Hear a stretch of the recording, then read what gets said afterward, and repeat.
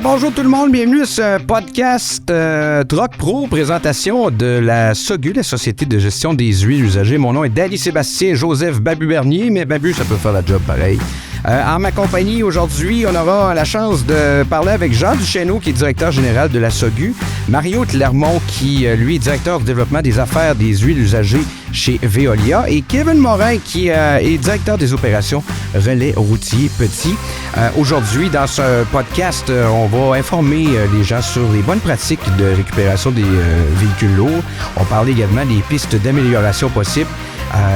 Honnêtement, je pense qu'on a la crème de la crème pour jaser de tout ça. Et je veux commencer avec Jean Duchesneau, avec qui j'ai travaillé cet été. On a eu bien du plaisir. Directeur général de la SOGU.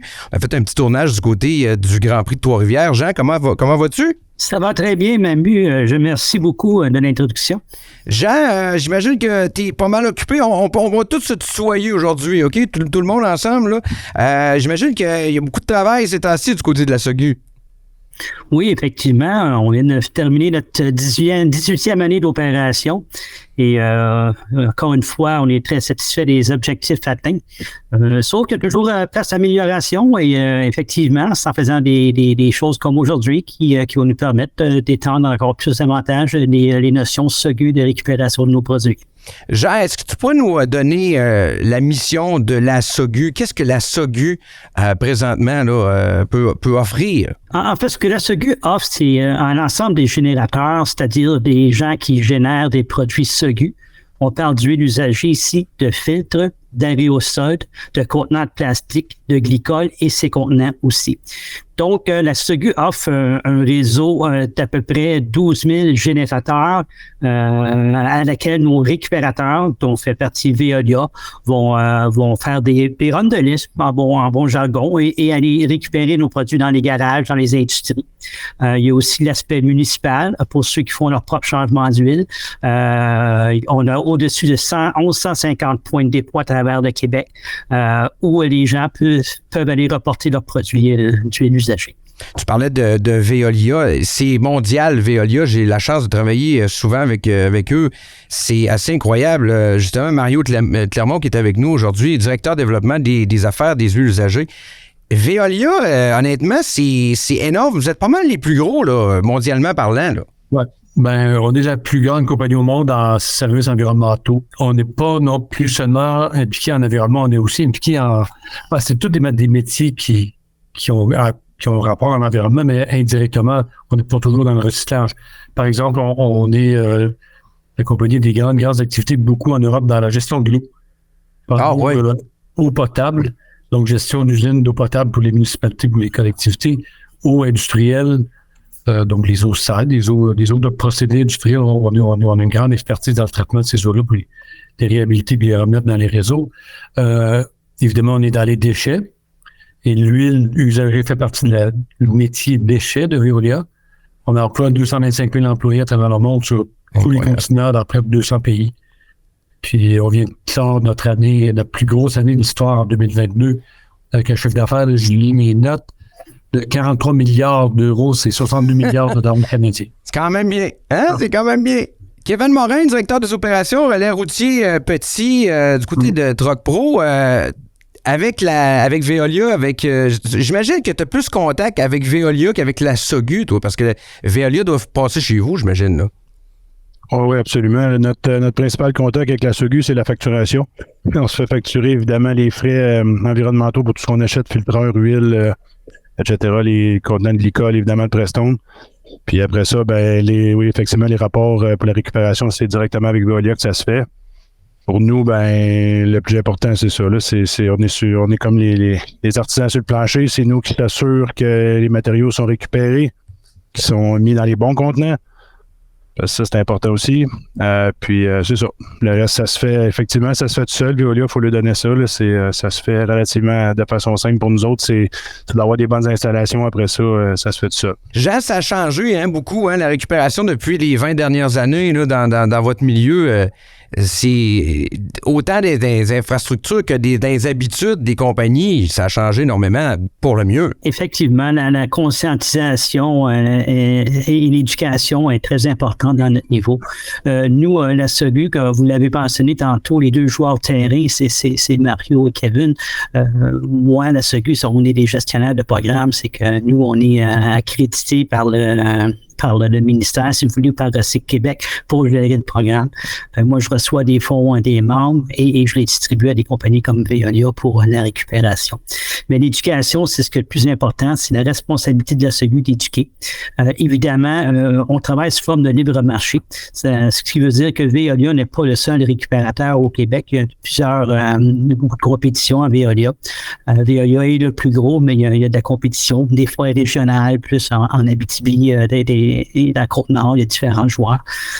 Sauf que l'éducation envers les générateurs, c'est ce qui est le plus important. On en fait beaucoup, mais les récupérateurs comme Mario, c'est important qu'eux aussi font leur part de l'éducation pour s'assurer que les produits qu'ils récupèrent ne sont pas mélangés un à l'autre. Ouais, c'est là que je voudrais aller. C'est là que je voudrais aller avec Mario parce qu'on a tendance à penser qu'un coup c'est mélangé, c'est terminé. Est-ce que c'est le cas, Mario? Quand je sais pas, il y a de l'huile de mélanger avec du Prestone, y a-t-il quelque chose à faire avec ça ou comment ça fonctionne? Oui, il y a toujours des choses à faire avec ça, mais c'est pas nécessairement le meilleur usage qu'on peut en faire. L'idéal, c'est que quand tous les produits sont bien séparés selon leur nature. Parce que quand l'huile quand le baril ou le réservoir chez le garagiste, quand on sait que de l'huile, c'est sûr que cette huile-là, elle va s'emmener à notre usine de revalorisation à Saint-Hyacinthe, puis on va la régénérer, on va en produire une huile propre, qu'on va revendre sur le marché. Pas directement sur le marché des garages, par exemple, on va la vendre à des sociétés qui vont remettre les additifs dedans pour en refaire de l'huile. C'est une huile de base qui a perdu des propriétés, mais qui a encore un bon marché pour ça. Mais s'il y a eu de l'essence de verser dans le baril, chez le générateur, chez le garagiste, ou de l'antigène, ou de l'eau, trop d'eau, à ce moment-là, l'huile n'est pas récupérable pour nous. On ne doit pas la traiter dans notre usine parce que l'usine n'est pas conçue pour ça. Il arrive quoi dans ce temps-là? On fait quoi avec? On a une autre division, nous, qui est située à Chambly, qui gère des matières dangereuses. Saint-Hyacinthe, nous, c'est l'huile seulement. Tout ce qui n'est pas huile, ça envoie à Chambly. Puis Chambly, eux, ils vont le mélanger avec d'autres types de matières similaires, mais ils vont le sortir en camion citerne pour aller à l'incinération. OK, directement. Qu'est-ce qu'on peut... Ça peut être aux États-Unis, ça peut être en Ontario, il y a différents sites là, qui vont... Puis ils font quoi avec ça, eux autres? J'imagine qu'il y a des compagnies qui peuvent chauffer avec ça, mais qui ont le système pour pas polluer. Là. J'imagine qu'il y en a qui se servent de ça un peu. Il y a deux exemples. Un qui est au Niagara Falls dans l'État de New York, où eux, il y a une usine de création d'énergie, plus mal, génération d'énergie. Alors, ils vont utiliser des carburants alternatifs comme ça, des mélanges de toutes sortes qui vont ajuster avec un peu plus d'essence ou un peu moins pour avoir une valeur calorifique uniforme. Puis, ils vont produire de la vapeur qui va activer des turbines puis produire de l'électricité pour le parc industriel où ils sont situés à Niagara Falls. Ça, c'est une belle utilisation. Une autre sortie de matériel qu'on a, c'est en Ontario, où là, la société qui est là-bas va surtout remélanger ces matières-là aussi pour en créer un carburant alternatif qui va aussi le rendre pour créer de l'énergie. Alors, il y en a qui vont rendre directement celui qui crée l'énergie, l'autre, on passe par un genre de consolidateur. Mais à la fin, ces matériaux-là sont brûlés. Est-ce qu'il y a des produits qu'on utilise dans la journée là, qu'on ne sait pas qui est récupéré, mais qui l'est? Y a-t-il des produits que tu dis comme, c'est d'huile, mais il y a de l'huile recyclée de lait. Est-ce que ça arrive, ça? Y a-t-il des compagnies qui font ça? Des produits qui sont générés, les déchets qui sont générés dans un établissement comme un relais petit, tout est récupéré, puis tout est valorisé, tout est recyclé. Surtout les plastiques, les filtres à l'huile, le lait de l'école, l'huile elle-même, même les mélanges, c'est une forme de recyclage, de réutilisation en conversion énergétique, qui est un peu moins noble que le recyclage pur par exemple, un bidon de plastique, nettoyé, broyé, retourné en palette de plastique, en billes de plastique pour en refaire des contenants. Kevin, c'est quoi vous récupérez le plus de votre côté, vous autres, sur le terrain? De l'huile. Ah oui, directement, en quantité industrielle? Tu sais, dans un camion, il rentre entre 40 et 50 litres d'huile. Fait que juste pour un changement d'huile. Fait que si tu peux comparer à un automobile là, qui en rentre entre 4 et 5 litres, peut-être à part les plus gros véhicules, là, On parle de 10 fois plus d'huile, puis les champs modules, évidemment, c'est... Ben, en fait, je sais pas si plus souvent, ça dépend encore là des habitudes de chaque camion, mais tu sais, si je prends un exemple, en moyenne, on va faire les champs modules, là, moyenne du marché entre 40 et 50 000 km. Un camion qui va faire de la longue distance, si on veut, là, soit aux États-Unis ou même en Ontario, aller faire de la longue distance, là, on parle d'un véhicule qui va faire autour de 200 000 km par année. Fait que, donc, c'est au moins 4 champs modules par année en moyenne, je dirais, là, à part évidemment, comme je dis, les véhicules qui vont faire plus du local. Là, eux vont faire autour de 100 000 km, vont peut-être faire 2 voire 3 champs modules par année, dépendamment. Puis là, on parle des moteurs de nouvelle génération. Si on parle des moteurs de plus vieille génération, parce qu'il y en a encore beaucoup sur le marché, parce que des moteurs diesel, effectivement, ça se rebâtit, puis on peut faire étirer ça longtemps, là, des moteurs diesel, là, comparativement, mettons, parce que tout est en fonte, les pièces sont plus durables. Ouais. Fait que si on parle d'un moteur de vieille génération, on parle d'un champ module aux 25 000 km. Fait que si le véhicule fait la même distance de 200 000 km, ben là, on parle de presque 10 champs modules par année. Fait que là, évidemment, puis à peu près la même quantité d'huile. Donc, combien vous avez de camions chez vous? Nous, la flotte, elle a une flotte de 75 camions. Fait que tu fais 2 plus 2 plus 2 égale longtemps, là. Il y en a de l'huile, puis pas à peu près. On a tendance, encore une fois, à oublier ça, hein? Mais en plus de la clientèle qu'on dessert, là, donc c'est sûr et certain que ça fait des bonnes quantités d'huile. La relation est importante avec les récupérateurs pour ça, j'imagine, là, pour scanner de la SOGU. Oui. En fait, il y a une chose où ça touche une place comme le relais petit, c'est que si on va chercher un baril d'huile, c'est gratuit pour le générateur, pour le garagiste. C'est SOGU qui va nous payer, nous, pour aller faire la collecte et le transport. Mais si le baril est contaminé avec du fluide d'essence ou avec de l'antigel, et que nous, on ne peut pas le recycler à Saint-Hyacinthe, il n'est pas considéré comme de l'huile. Alors là, SOGU, chez nous, ne nous paiera pas. Mais nous, il faut en disposer, ça coûte des sous. Alors là, on va facturer le garagiste pour faire un baril de mélange de carburant, d'huile, de liquide et tout ça. Donc, c'est pour ça, Kevin, que c'est important que tes employés travaillent fort pour récupérer, parce que sinon, toi, tu reçois un bill, là. C'est ça. C'est ça, on va essayer d'éviter ça. Jean, est-ce qu'à chaque année, ça augmente le nombre de litres qu'on peut récupérer, ou on stagne, ou c'est moins? De quoi ça a l'air, le bilan de ça? Bon an, mal an, les données sont pas mal stagnants. On atteint toujours entre 75 et 80, 82, 83% de taux de récupération pour l'ensemble des produits, sauf le fameux glycol. Donc, on est très performant, mais on n'atteint pas encore le 100%. Ceci dit, on travaille souvent avec des méthodologies qu'on met en place suite à des études. Donc, pour chaque exemple, 100 litres mis en marché, selon certaines études, en fait, une étude qu'on finance, qui est approuvée par le ministère, il y a 69% des huiles qui sont récupérables. Et ça, d'une bonne année, ça peut varier, mais nous, on travaille toujours avec cette même étude-là. Donc, il y a des huiles qui consomment à l'usage, des huiles à chain, des huiles de temps. Il y a plusieurs sortes d'huiles qui se consomment à l'usage. C'est pas vrai que dans ma voiture, avant chaque changement d'huile, que je fais pas un petit peu de top-up. Des fois, on me demande d'en faire un peu. Il y a des bris, il y a des accidents. Tout ça est considéré dans l'étude. Donc, faut considérer ça, parce que c'est pas vrai qu'on peut même penser récupérer 100%. Mais on est quand même très fiers de ce qu'on fait. Mais il y a encore de l'éducation à faire au niveau des garagistes, des industries. On parlait tantôt de glycol, mais il faut pas oublier que les autres barils qui contiennent des filtres, des contenants de plastique ou des aérosols, ce ne sont pas des poubelles. Oui, c'est ça, oui. On ramasse beaucoup de déchets dans ça aussi. Dans le métal, dans des filtres et dans les aérosols, on ramasse des wrenches, des tournevis, toutes sortes d'affaires qui se ramassent là. Même dans le plastique, il se ramasse des métals. Donc, quand ça passe dans la machinerie pour valoriser le plastique, mais souvent, ça vient que ça brise les machines. C'est sûr. Donc, il y a beaucoup de conscientisation à faire. Puis, on peut pas penser que 100% des générateurs sont parfaits, mais notre but, c'est vraiment de conscientiser, de les éduquer à avoir une bonne manipulation de nos produits. Fait que dans le fond, quand quelqu'un oublie un torque wrench en bon français dans la machine, ça fait comme moi quand je laisse un 5 sous dans mes poches, là, quand je lave mes pantalons, là, tu sais, ça vient briser la machine un peu. C'est pas une bonne idée, c'est pas une bonne affaire. Là. Non.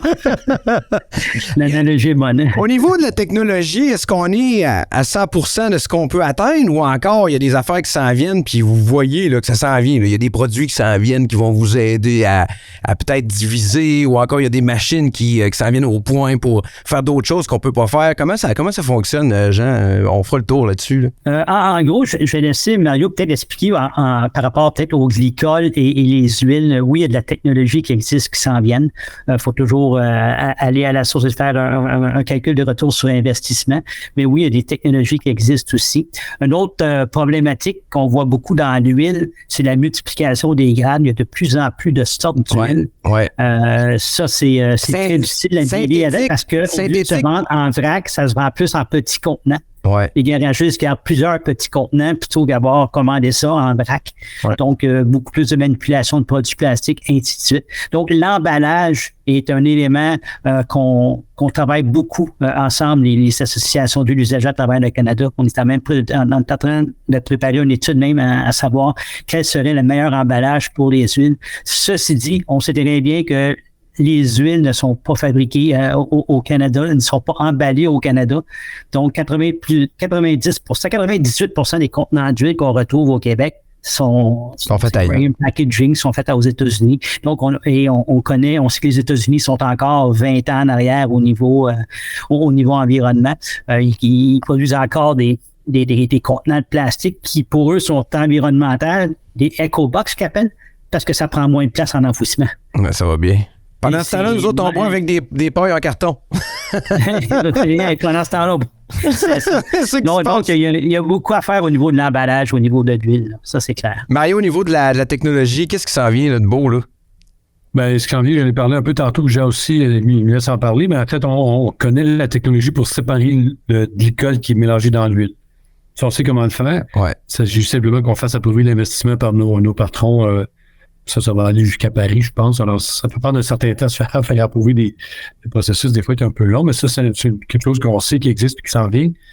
Une autre chose qu'on commence à faire, mais ça, c'est pas nouveau, mais pour nous, en tout cas, ça va vous aider beaucoup, c'est on commence à travailler à mettre des sondes de détection de niveau sur les réservoirs de nos clients. Ah oui, pour savoir exactement. Quand y aller. Quand y aller pour rien, pour éviter que ça déborde aussi, pour recevoir des signaux. J'adore. Ce qu'il faut savoir, c'est que nous, la façon qu'on travaille, c'est qu'on sait, par exemple, parlons René Petit, on sait qu'on y va, je sais pas, Kevin, mettons aux 2 semaines. À peu près. Toutes les 2 semaines, le lundi matin, on passe chez eux, puis on pompe ce qu'il y a.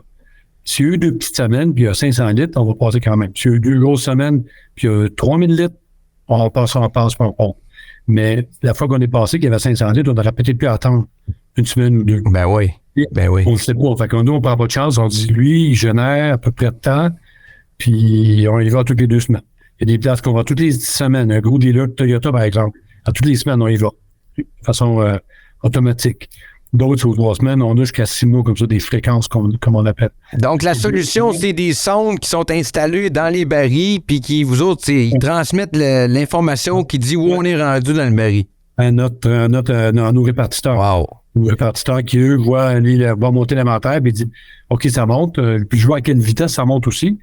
Tu sais, il sait que ça monte, mais j'ai encore une semaine avant d'y aller. Parce que, la courbe n'est pas si accentuée que ça. Alors ça, c'est une chose qu'on commence à tester chez nos clients.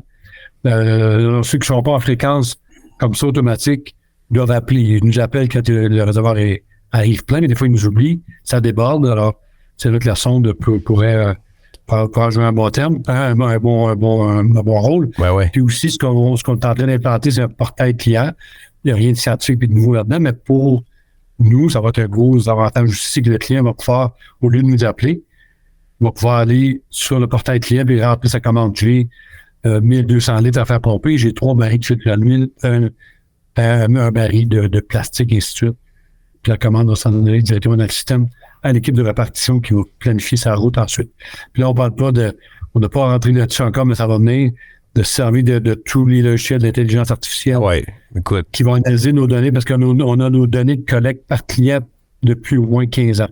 on peut savoir depuis 15 ans combien de fois on est allé à telle place, combien on a récolté à chaque fois. Fait qu'il y a une loi de la moyenne là-dessus, c'est sûr et certain, ça peut pas faire autrement. Il y a des modèles mathématiques à utiliser pour affiner encore plus puis être moins sur la route. C'est sûr, pour nous, il y a une question d'efficacité et de coût, mais une question environnementale là-dessus. Notre camion, il fait moins de kilométrage pour se remplir, mais tant mieux. Ouais, puis surtout avec le manque de chauffeurs qu'on peut avoir, c'est assez une run de moins, mais ça peut pas faire autrement qu'aider. Ça fait du bien.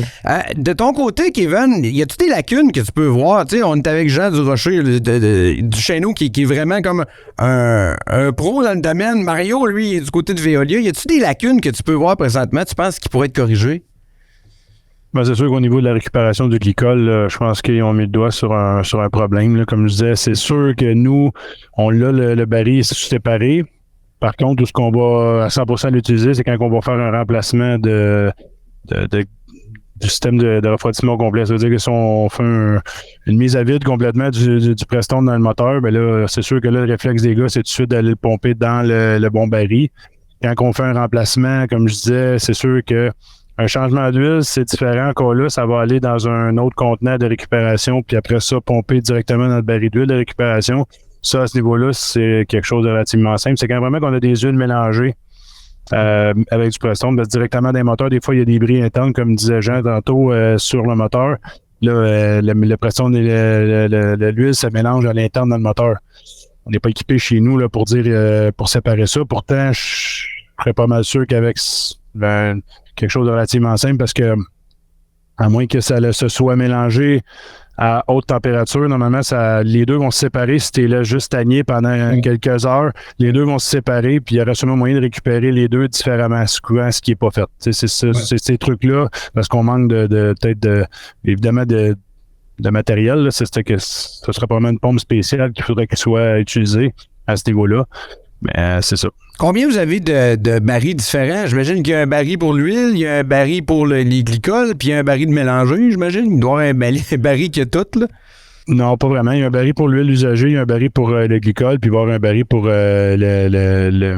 les carburants contaminés. Là, c'est pas mal tout. Là. Puis le reste, après ça, là, on parle de contenants pour les aérosols, de contenants pour les contenants de plastique, puis contenants pour les filtreurs usagés. C'est pas mal là-dedans là, qu'on se constitue. Jean, je pense que je te regarde, puis t'écoutais Kevin parler, puis t'avais l'air content de ce qu'il disait. Il a l'air de faire ça comme il faut, hein? Oui, c'est important. Normalement, les bannières type Truck Pro sont conscients des effets nocifs qu'il peut y avoir. Tantôt, Kevin parlait aussi que quand il y a du glycol qui va tomber à terre, mais le glycol, contrairement à l'huile, c'est toxique, c'est pas un contaminant. Fait que dilué avec de l'eau, il n'est plus toxique. Donc, le monde voit moins la dangerosité du glycol aussi que l'huile. Autre élément qui est important à considérer, on dit les fils.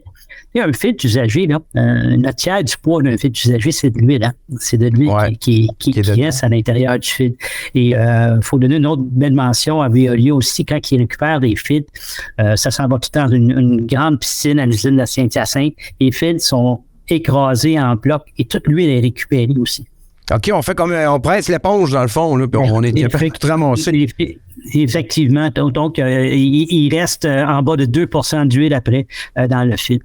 Donc, ce qui respecte les standards environnementaux pour pouvoir transporter ces filtres après et pouvoir les vendre dans des fonderies pour en faire d'autres matières métalliques.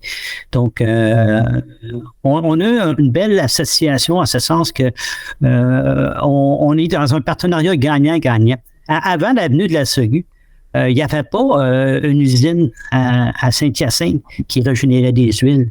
Plusieurs millions plus tard, cette usine-là existe. Même chose pour la valorisation des produits plastiques.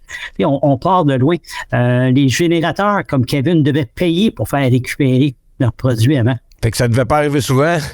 Le monde ne voulait pas payer. C'est ça. Le monde mettait ça à la poubelle ou enfouissait ça dans le champ en arrière, et ainsi de suite. Donc, c'est un programme qui est beau, c'est un programme qui fonctionne bien, c'est un programme qui est gagnant-gagnant pour l'ensemble des parties prenantes. Et nous, on travaille toujours en fonction, on considère tout le monde des partenaires et non un fournisseur de services. La relation client-fournisseur, ça n'existe pas chez nous. C'est du partenariat. On travaille beaucoup ensemble. encore moi et Mario, on se rencontre encore vendredi prochain. On met au point certains éléments. On essaie d'avoir le meilleur pour l'ensemble des joueurs. Et il ne faut pas oublier qu'il y a à peu près 12 000 générateurs d'huile, en fait, de produits huileux au Québec, de garagistes, d'usines, de mines, foresterie agricole. Il y a beaucoup de types de générateurs d'huile et on veut s'assurer que l'ensemble, la majorité soit récupérée. On parle d'huile depuis tantôt. L'huile synthétique, c'est-tu la même chose? Est-ce qu'on doit diviser la synthétique avec l'huile normale ou ça tout passe à la même place? Non, je ne suis pas nécessaire de la séparer. Okay. Deux éléments à rajouter, Babu, par rapport aux huiles encore. Quand le prix du baril baisse en bas d'un certain niveau, la SOGU aussi ajuste ses incitatifs à la valorisation pour justement aider. Oh, ouais. Donc, ce sont des éléments évolutifs à l'intérieur des 18 ans de SOGU qui nous ont permis de s'adapter au marché aussi. Mais ça, c'est bien. Là. Ça, c'est bien de le mentionner pour vrai. Là. Oui. Oui. Un autre élément aussi, Veolia n'ont pas à facturer chacun de leurs générateurs. Ils ont seulement la facturation, elle se fait directement à la SOGU. Ouais. Mais la SOGU ne paiera pas, exemple, pour les huiles, ça nous prend des tests de laboratoire privés pour s'assurer que ce qu'ils nous réclament comme un subside correspond à de la belle huile, de la bonne huile usagée. Donc, il y a beaucoup de contrôles mis en place et ça, comme je travaille toujours en partenariat, c'est important que la SOGU travaille avec les récupérateurs et non comme les constats comme un client ou un fournisseur de services. Non, mais c'est digne de mention pour vrai. Là. Y a-t-il des produits qu'on n'est pas capable encore récupérer dans les liquides en tant que tel où on passe vraiment à travers d'à peu près tout? Là? Ouais. De ce qui est généré dans un garage d'entretien de camion ou d'automobile, on est capable de tout récupérer. C'est pas pire, ça. De ton côté, Kevin, vous autres, ben oui, tu me parlais de ça tantôt, c'est beaucoup de camionneurs, mais j'imagine que toi aussi, dans des différentes sphères, t'as besoin de techniciens, t'as besoin de mécaniciens. Comment ça fonctionne? Oui, absolument. On a besoin, c'est sûr qu'on a toujours besoin de techniciens, surtout des techniciens formés. C'est ce qui est le plus dur à trouver. Il y en a beaucoup qui, même truc avec les camionneurs. Il y en a beaucoup, là, surtout depuis la pandémie, là, qui se sont ramassés soit sans emploi puis qui se sont dit hey, moi j'aimerais peut-être ça aller conduire un camion, tu sais, puis c'est vrai que ça peut être passionnant, mais c'est quand même un métier qui est très exigeant. Tu peux parler du nombre d'heures, mais tu peux aussi parler de la solitude, le fait que tu es tout seul dans ton truck, tu as bien beau dire on a un CB, mais c'est pas un métier que la plupart des gens vont faire sur 20 ans. Même ceux qui se sont dit hey, moi ça me tente d'essayer ça, ils vont l'essayer. Puis aujourd'hui, il y a tellement de réglementation au niveau des inspections des véhicules. Que ce soit le log électronique, que ce soit tout ce qui s'en vient là, pour les réglementations, c'est beaucoup, beaucoup plus sévère que ça l'a déjà été dans le milieu. Fait que c'est sûr qu'il y a quand même pas mal de pression qui est mise sur les camionneurs. Au niveau des techniciens, c'est un peu la même chose. Là. Nous, présentement, la technologie, elle avance à vitesse grand V, mettons, depuis 2010 avec les systèmes anti-pollution. Fait qu'on parle plus juste de gars là, qu'on engage pour serrer des bottes. Là. On parle de vraiment des techniciens. Là. C'est des gars qui travaillent avec des ordinateurs, qui ont besoin de formation, qui ont besoin de beaucoup de connaissances pour exécuter leurs tâches là, de A à Z. Fait qu'on peut pas dire que même un gars qui va sortir de l'école, mettons, que nous, on va aller chercher, mettons, soit des différentes écoles professionnelles. C'est pas en sortant de l'école là, qui est, on va dire, super performant au départ. Oui, c'est ça exactement. Faut. C'est ça. Nous, on est chanceux. Mettons, ici, mon équipe, moi, j'ai été moi-même mécanicien pendant 10 ans. J'ai été dans un concessionnaire Kenworth, dans le fond, pendant presque 10 ans. Puis j'ai été formé de A à Z, on peut dire. Puis fait que c'est sûr qu'aujourd'hui, j'ai la chance de pouvoir moi-même former à l'interne mes mécaniciens, mes techniciens. Ça me donne la chance de les voir évoluer beaucoup plus rapidement. Fait que c'est sûr que dans un truck pro comme le nôtre, puis sinon, ben évidemment, il y a la formation que le truck pro offre, qui donne aussi une bonne grosse avantage à tous les métiers qui veulent rentrer dans le métier. Encore là, c'est ça. C'est des gars qui veulent s'essayer, ou des gars d'automobile, ou des gars d'un autre sphère de la mécanique qui veut s'essayer là-dedans. C'est encore pas évident quand même si tu as un DEP automobile, de certaines formations, les véhicules lourds, c'est différent. Le système anti-pollution des camions diesel, c'est rendu quelque chose. Puis faire l'entretien, puis on parle plus d'entretien, là, on parle de vraiment faire la réparation de ces systèmes-là. Ça prend des connaissances, ça prend que ça peut être ça peut être aussi niaiseux que mécanique, électrique, électronique. Il y a les 3 sphères de l'activité là-dedans qui sont mis à contribution. Fait qu'il faut vraiment que les gars soient compétents, connaissants, puis formés. Puis la formation de ces gars-là pour les amener de l'école, on va dire, à mettons, à être prêt. À être prêt à être performant, puis être à 100% compétent, puis autonome, c'est long. Fait que c'est sûr que c'est difficile. Fait que là, tu vas avoir des gars que tu vas amener qui vont vouloir s'essayer. Il y en a qui sont dotés de vraiment intelligence supérieure, qu'eux, on peut amener rapidement vers ça. Puis t'en as d'autres que c'est soit par manque d'intérêt ou par simplement... c'est sûr que les salaires ont augmenté beaucoup dans les dernières années. Hein, fait que par la porte du game, je vais essayer ça, c'est le métier versus un autre mécanique, mettons le mécanique auto, parce que c'est encore un petit peu moins payant. Mettons, ils vont dire, je vais aller essayer les trucks, c'est payant, mais t'as une minute, là, t'as une petite marche à sauter, là. Fait que, exactement. Non, mais pour vrai, c'est important de le mentionner parce qu'il y en a souvent qui disent, m'a changé de job, moi, je vais aller essayer ça. C'est-tu plus facile apprendre à un jeune qui sort de l'école ou apprendre à un gars de 45 ans qui a 20 ans de carrière dans d'autres choses? J'imagine que ça doit être plus facile avec les jeunes parce qu'au niveau de la récupération, j'ai l'impression que les jeunes d'aujourd'hui récupèrent plus que nous autres dans le temps, là. Au niveau de la récupération, c'est sûr et certain que les jeunes ont une plus grande conscience écologique, on le sait tous, là. Fait que c'est sûr et certain que ça, à ce niveau-là, c'est beaucoup plus facile. Au niveau de la formation, encore là, c'est une question d'attitude, c'est une question d'intérêt là, de la personne que tu vas former. Il y en a que ça va vraiment être excellent. D'autres que, même s'ils sortent de l'école, s'ils n'ont pas nécessairement l'intérêt, il y en a ils ont fait ce cours-là en attendant de devenir camionneur ou peu importe, là, ou j'ai essayé ça, mais finalement, ça marche pas. Fait qu'on fait un peu comme les Canadiens, on repêche tout ce qu'on est capable, puis après ça, on évalue, puis c'est ça. Faut pas passer 2-3 saisons comme eux autres, par exemple. Ça, c'est sûr et certain, parce que reconstruire, à un moment donné, ça vient plate. Jean, t'aimes-tu ce que t'entends présentement? Toi, t'es en haut de ça, de la SOGU, puis t'es souvent sur le terrain. Mais écoute, sûrement des affaires, des fois, que tu vois pas. T'aimes-tu ce que t'entends dans le podcast aujourd'hui? Oui, énormément. On est toujours à l'affût d'apprendre et Kevin m'a appris beaucoup de choses aujourd'hui. Mario aussi. Je suis plus en relation avec des compagnies comme Veolia, évidemment, mais clairement, je trouve ça intéressant. Je savais qu'entre autres, la main-d'œuvre par rapport à la mécanique automobile est très rare et très spécialisé maintenant, de sorte que c'est très important d'aller recruter des bonnes personnes. Et on parle des fois de certains mécanos tu parlais tantôt de mécanos de 45 ans, mais force est d'admettre que le changement pour eux est très difficile aussi. La réticence au changement, c'est un des éléments les plus en gestion, c'est un des éléments les plus durs à gérer. Et c'est pas facile avant, on regardait un mécano, puis juste en apparence physique, on savait c'est un mécano, les mains noires, puis la casquette, puis la chienne. Aujourd'hui, c'est des gens qui peuvent quasiment travailler en habit, là, tellement que la mécanique a changé. Puis c'est un monde, vraiment un monde de spécialistes, puis de professionnels. Puis c'est important de constater et de le réaliser. Parce qu'il y a beaucoup d'entreprises telles Truck Pro qui mettent beaucoup d'efforts d'amener une belle perspective pour des jobs de même. Là. Qu'est-ce que la SOGU peut faire de plus pour Kevin ou pour Truck Pro? Qu'est-ce qu'on pourrait faire pour les aider davantage à récupérer? Toujours en ayant un élément de conscientisation, d'éducation, encore une fois. Est-ce qu'on devrait avoir plus d'affichage sur la manipulation des produits? Est-ce qu'on devrait avoir un petit guide qui accompagne chaque client de Veolia, petit guide SOGU, Veolia récupération d'huile qui accompagne pour quelqu'un qui arrive, ça va, qu'est-ce qu'on fait déjà avec ça? Ça semble des fois facile, mais force est d'admettre qu'il y a beaucoup encore de mélange qui se fait. En fait, nos résultats, bien qu'ils soient bons, on parlait de toujours de l'amélioration possible. Le glycol est très difficile à récupérer. Pourquoi?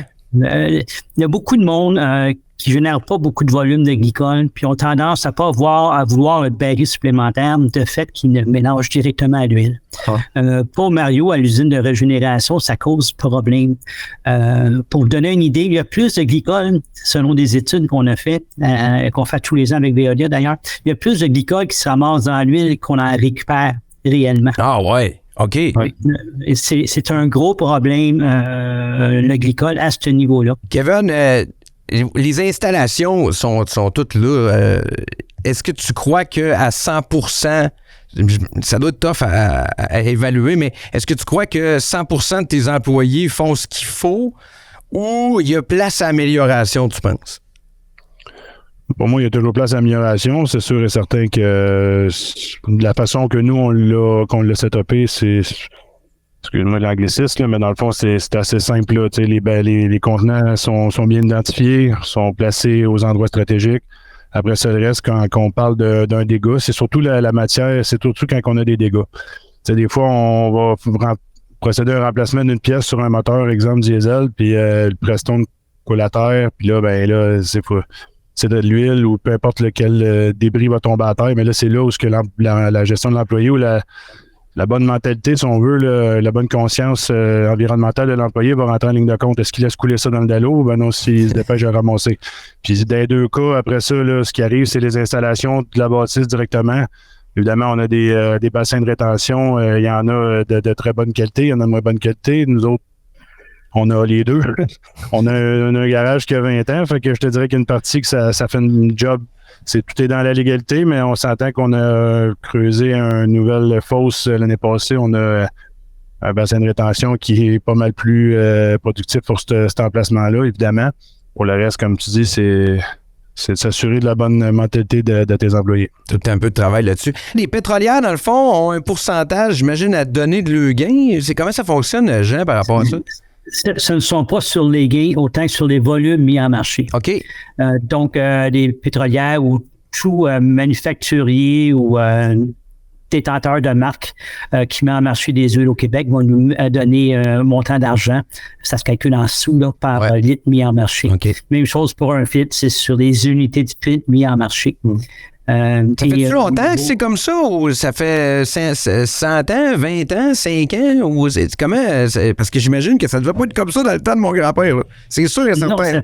Non, ça fait 18 ans, Babu, que le programme est en place. Ça fait 18 ans que qu'on a des membres. On est à peu près 295 membres, pour te donner une idée, au Québec. Et ces gens-là, c'est eux qui financent ce programme en fonction des volumes dans le marché. Donc, on peut dire qu'il y a 18 ans, c'est là que le vent a tourné, là. Parce que j'essaie de me placer tantôt dans le temps. C'est vraiment il y a 18 ans quand la SOGU est arrivée. Totalement. Ah ouais. C'est gros pareil, là. C'est vraiment... Mais qu'est-ce qui se faisait avant? C'est quoi qu'on voyait? C'est quoi qui a fait en sorte, justement, que la SOGU est arrivée? Il devait avoir des lacunes, il devait avoir des problèmes, il doit avoir eu des cas particuliers, là. J'imagine que dans toute votre carrière, vous avez vu des affaires que jamais vous auriez pensé voir, là. Une couple d'exemples, là, si vous pouviez nous en donner, là. Je vais juste te parler un petit peu de la mise en place. La SOGU, c'est un organisme à but non lucratif, évidemment, privé, financé par ses membres, mais c'est né suite à un règlement. Okay. Et c'est le règlement sur la REP, la responsabilité élargie des producteurs, qui oblige les membres, les producteurs qui mettent en marché des produits au Québec, de les récupérer. Ben ouais. Au lieu d'avoir chacun le faire individuellement, ils se mettent membres de la SOGU et la SOGU gère le programme pour eux. Et nous, on est un organisme de gestion reconnu par le CIC Québec. On est la seule pour les huiles. Au Québec, c'est pas vrai. Il y a Canadian Tire qui a son propre programme aussi. Donc, il y a quelques membres indépendants, mais la majorité, 92% des volumes d'huile au Québec sont gérés par le programme de SOGU. Oui, Mario, vas-y. C'est comme Babu, quand vous allez acheter une télévision chez Best Buy, mais il y a le prix, 499, à la boîte, c'est écrit frais écologiques, 42 $. OK. Directement relié, ouais. Là, ça va dans un organisme. Comme les pneus aussi, les pneus, c'est comme ça. C'est ça, qui s'appelle pas SOGU, qui s'appelle l'autre nom, mais qui gère la récupération de la télé à la fin de vie. Mais dans le cas de SOGU, c'est quand tu vas acheter 1 litre d'huile chez Canadian Tire ou tu vas faire ton changement d'huile chez Joe Mécanique au coin de la rue. Tu n'as pas écrit sur ta facture, mais si tu as mis 4 litres d'huile dans ton auto, tu as probablement payé 4 fois 6 sous, 25 sous, qui va aller à SOGU, à bout de ligne, qui va aider nous financer tout le programme de récupération. Kevin, toi, tu vois ça avec les pneus, là, comme je disais tantôt, ça doit être assez fou, là. Vous devez en passer beaucoup des pneus, puis ça doit être la même chose, ça doit être similaire un peu, là. Ouais. Oh ouais, c'est ça exactement. Les frais de taxes de pneus, ben là, nous, dans le fond, on les facture de ce que nous, on est un garage, là, on n'a pas à les payer. Nous, Autrement dit, on les paye en les vendant aux clients. C'est le client qui finit par les payer. Nous, on les retourne au gouvernement. Mais c'est ça, la SOGU, c'est différent parce qu'évidemment, nous, on paye les frais de SOGU aussi. C'est la même chose là, quand on achète. Pour le reste, mais c'est ça. Non, c'est un programme que je dirais qu'on peut dire que c'est très fonctionnel. Là, c'est parfait. Même, je dirais, pour ça, là, pour nous, c'est simple, c'est beaucoup plus simple là, qu'avant. On devoir se demander où transporter nos huiles, envoyer ça, gérer ça. Là, on n'a plus vraiment à se casser la tête. Puis c'est ça. Pour nous, c'est simple. Après ça, c'est ça, comme on dit, c'est de se casser la tête et s'assurer que c'est bien récupéré. Là. Mais pour le reste, là, c'est beaucoup plus simple. Fait qu'on peut dire que c'est un programme gagnant. Oui, mais je pense qu'on a réglé une couple de trucs aujourd'hui. T'sais, toi, tu dis de ton côté que sur le terrain, c'est le problématique et peut-être le fait que les gars sont peut-être un peu trop pressés ou font pas les choses comme il faut. Puis Jean, de son côté, il dit on devrait faire plus peut-être d'affichage ou un petit peu plus de conscientisation par rapport à tout ça. Je trouve ça intéressant. Une tournée parmi tous les tournées qui pourraient avoir lieu au courant de l'année, mais pour en avoir une où on aurait peut-être un petit peu plus un petit côté où on explique davantage comment faire aux différentes personnes qui travaillent justement pour toi, Kevin, ou encore pour n'importe quelle autre compagnie. Ouais, des trucs que vous avez déjà vus dans le passé là, qui pourraient nous faire sourire aujourd'hui, que tu fais comme non, ça n'a pas de bon sens. Ça se peut pas, voyons donc, je peux pas croire que ça arrive des affaires de même. Tu sais, moi, je me rappellerai tout le temps, le voisin à côté de chez nous, lui, il peinturait dehors, puis quand c'était fini, ben écoute, la peinture, elle se ramassait dans les vidanges, puis ça se ramassait un peu partout. Dans les années 80, début 90, on voyait peut-être plus ça. Aujourd'hui, peut-être moins, parce que je pense qu'on avec les médias sociaux d'aujourd'hui, on se fait filmer, puis c'est pas trop long qu'on se fait faire notre nom, là. Mais y a-t-il des trucs que vous avez déjà vus que ça n'a pas de bon sens? J'ai 2 secondes, Mario, merci. Pas plus longtemps que 20 ans, 18 ans, les chemins de terre étaient remplis d'huile pour pas que ça monte. Ben oui, je me souviens de ça. C'était de l'huile normale, c'est chaud. Ils mettaient de l'huile normale. D'huile usagée. Incroyable. Incroyable.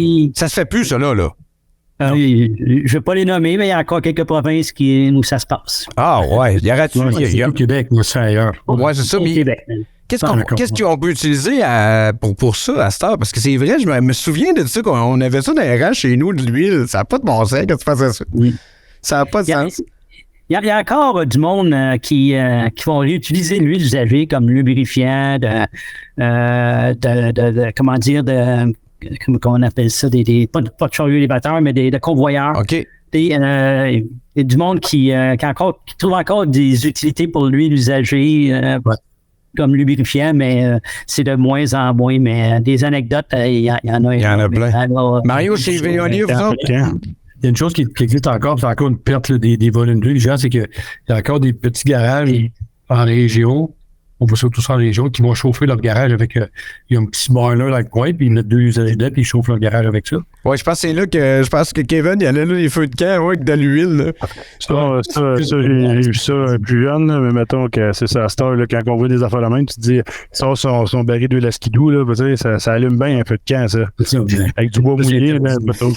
C'est interdit de faire ça au Québec, mais dans les provinces atlantiques, c'est encore permis que tu fais un changement d'huile du camion, puis tu prends le bidon d'huile, tu le mets dans un petit boiler en arrière, dans ta petite fournaise, puis tu chauffes ton garage avec ça. Ça c'est pas de sens, hein? Le Nouveau-Brunswick. Ici, au Québec, c'est interdit. Mais une chose, fait que c'est provincial. C'est des lois qui sont provinciales. C'est pas... exact. Okay. Les déchets, c'est dangereux, tout ça, c'est provincial. Un exemple aussi de choses qui se fait plus et qui était aberrante, c'est que moi, je ne l'ai pas vu, mais on m'a raconté, c'est que il y a plusieurs années, l'huile de transformateur, les transformateurs qu'on voit dans les poteaux d'Hydro-Québec, les canisses grises, là, avec de BPC. Ça contenait des BPC, ça, à l'époque, il n'y en a presque plus maintenant, mais ça contenait des BPC. Puis BPC, vous vous souvenez, vous savez tous que ça, c'est extrêmement... Oui, on s'en souvient, là, dans votre coin, dans le coin Sainte-Hélène, là, c'était quoi? Il y avait eu les feux, là? Mais oui, hey, ça, c'était fou, là. Oui, mais à l'époque, ce qui se voulait, c'est que tu pouvais te frictionner avec l'huile, cette huile de transfo-là, puis c'était bon pour guérir les rhumatismes. Oh! Wow! Tiens, ouais. Hein, on va récupérer l'huile pour régler les problèmes de rhumatisme. Adrien Gagnon, on va acheter chez Veolia. Tu ne mourrais pas d'arthrite et de rhumatisme dans ça là, mais tu mourrais du cancer. Ça n'a pas de sens. Ça n'a pas de bon sens. Une chance que vous êtes arrivé il y a 18 ans. Parce que... Le règlement a forcé un petit peu notre naissance, mais effectivement, c'est un programme qui socio-économique, développement durable, qui est vraiment qui a fait ses preuves. Et c'est quand on parle de l'investissement que Veolia fait à Saint-Hyacinthe, on parle de une dizaine de millions de dollars. La même chose pour l'usine à Blainville pour le plastique. Plusieurs centaines d'emplois de créer, ainsi de suite. Mais c'est quand même curieux de voir que les lois sont différentes au Nouveau-Brunswick, en Ontario puis au Québec. Quand on n'est pas loin, là. Puis c'est provincial, c'est pas national. Là. Il y a 18 ans dans les garages, c'était différent aussi, là, Kevin, hein, quand on regarde ça, pour vrai, t'en avais pas là, de contenants, t'avais pas 3-4 contenants pour diviser, puis écoute, je me souviens, moi, c'était le garage à mon grand-père, là, c'était pas ça, le Veolia, il passait pas 2 semaines, là. Non, tout finissait dans le même contenant, là. C'était pas mal ça. Au moins, moi, j'ai peut-être pas assez vieux pour avoir connu le bout où on jetait les filtreurs dans les poubelles, là, mais tu sais, quand même, là, mettons que la séparation des produits, là, j'ai été assez vieux pour avoir connu que ça s'en allait tout à la même place. Ça, là, on se cassait pas trop la tête avec ça. Dans le futur, qu'est-ce qu'on peut faire, les amis? Qu'est-ce qu'on pourrait dire aux gens, là? Qu'est-ce qui pourrait s'en venir, qu'on pourrait faire encore de mieux, là? Facilement, là? C'est de conscientiser, je sais que c'est ça qu'il faut faire, que c'est de dire au monde de séparer les différentes matières, mais avec avec ce qu'on peut vivre présentement, la façon qu'on vit, qu'est-ce qu'on pourrait peut-être se souhaiter dans le futur? Moi, ce que j'ai bien aimé le agent là, concernant l'affichage, ce qui aide une personne à agir, c'est d'être conscient que son agissement ou son geste va porter fruit. Fait que si on dit, regarde, si tu prends le temps de séparer ça comme ça, Veolia va être capable de récupérer l'huile, puis éventuellement, ça, au lieu de s'en aller brûler, puis que là, évidemment, ça va s'en aller dans l'atmosphère, on veut pas. Mais là, on est sûr qu'on récupère l'huile. Juste le fait que de savoir que ce geste-là, pour lui, est un petit geste, va amener quelque chose de positif. Normalement, ça prendrait vraiment quelqu'un de mal tourné. Mal intentionné, mais oui, c'est sûr. Jean, de ton côté? Écoute, je suis d'accord avec Kevin, c'est de travailler ensemble, les différents parties prenantes, que ce soit au niveau de la récupération du gestionnaire de programme ou des générateurs. C'est de travailler ensemble, pas un contre l'autre. C'est gagnant-gagnant pour tout le monde. Puis nous, ce qu'on aime aussi des fois, le gouvernement a des ressources en place des fois pour aller voir les gens qui continuent à ne pas respecter l'environnement et notre système de programme. Et pour ceux qui sont au courant, Mario parlait de brûleurs dans des petites fournaises, dans des garages plus éloignés, de nous appeler. Nous, on va s'assurer que ces gens-là soient mis en amende, soient dénoncés. Donc, on est ouvert à ça aussi. On ne veut pas aller là, mais c'est qu'à un moment donné, il en reste. Et si on les aurait toutes, ça prend juste une amende. Il y a des ressources pour, mais le monde ne sont pas encore rendus à faire de la dédation à ce niveau-là. Oui, puis j'imagine que vous, écoute, c'est pas facile dans tous les milieux d'avoir des employés, fait que au niveau de la surveillance, ça doit être assez tranquille, là. Oui, effectivement. Il n'y a pas trop de police de l'huile, là. J'ai pas trop vu ça souvent. De ton côté, Mario, qu'est-ce qu'on pourrait améliorer? Je pense qu'il faut juste continuer à faire nos petits gestes personnels. Pas attendre que les gouvernements règlent les problèmes à notre place. Ouais. Les gouvernements ont leur terrain de jeu, il y a des choses qui vont aider aux autres plus globales et tout, mais plus c'est près de nous, plus on est capable de faire des petits gestes. Puis il ne faut pas décourager de faire notre recyclage, notre compostage, tous les petits gestes qu'on fait pour sauver, pour améliorer notre environnement immédiat autour de chez nous, sur notre terrain, dans notre maison. C'est essayer d'utiliser des pesticides, par exemple, des herbicides de pesticides sur nos pelouses.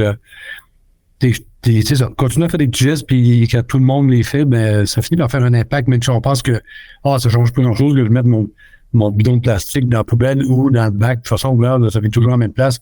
Mais tu sais pas si ça finit toujours en même place. Puis de moins en moins, ça finit. Ou de plus en plus, ça finit à la bonne place. Si tu fais le tri correctement en partant, il y a bien confiance que ça va se régler, puis ça va s'en aller au bon endroit, puis que le travail va se faire de façon responsable dans la chaîne de valeur. Kevin Morin, directeur des opérations relais routier petit. Si on veut des détails chez vous, si on veut devenir camionneur, on fait quoi pour vous rejoindre? On peut amener votre CV directement à moi ou à Ron Desjardins qui est responsable des CV, responsable des ressources humaines chez Transport Petit. Nous, on est sur le bord de l'autoroute 20, sortie 152. On est une entreprise multiple services. Évidemment, relais routier, ça dit, on est un truck stop. on a un Chrome Shop, on a un service de remorquage, on a un service de mécanique mobile, puis on a évidemment notre atelier de réparation. Donc, si ça vous tente de faire partie de l'équipe, ben on a plusieurs options pour vous. Du côté de Veolia, Mario Clermont, merci, directeur développement des affaires des huiles usagées. Mario, si les gens veulent entrer en communication, Veolia également. Ben, on est facile à trouver. On est sur les réseaux sociaux. Il faut chercher tout simplement taper Veolia sur Facebook, je pense qu'on est sur Instagram, on est sur LinkedIn, ça c'est clair, certain.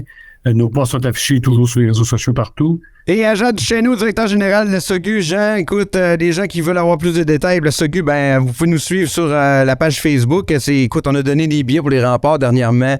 On tente d'être le plus possible sur le terrain. Ça va super bien. On était du côté de Trois-Rivières cet été. On sera probablement de retour cette année. De ton côté, si les gens veulent des détails, ben, on va faire un tour sur le site. Le site web, on est aussi sur les médias sociaux, Facebook, LinkedIn. Donc, on est facilement rejoignable. On a toujours des gens. Par téléphone, ça marche encore. Il y a juste le fax qu'on a. On a abandonné un peu plus. Ben bravo pour tout ce que vous faites, parce que vous savez, c'est souvent, on applaudit les vedettes, mais les gens qui sont dans l'ombre, on a tendance à les oublier, puis c'est plate à dire, mais la récupération fait partie de l'ombre souvent. Hein? On est d'accord là-dessus. On a toute notre bac bleu, mais c'est rare qu'on en parle. Puis honnêtement, là, avec la discussion qu'on a eue là, je pense que plus que jamais, on se rend compte que c'est primordial dans une société de bien récupérer tous ces produits-là, parce que sinon, ce serait l'enfer. Là. Ça serait pas le fun. Merci beaucoup, les amis, d'avoir été avec nous autres aujourd'hui pour ce podcast Truck Pro. Présentation de SOGU. Peut-être qu'on en aura d'autres une autre fois. Puis d'ici là, on vous souhaite un beau restant de journée. Merci, Babu. Merci, les amis. Merci, Babu. Right.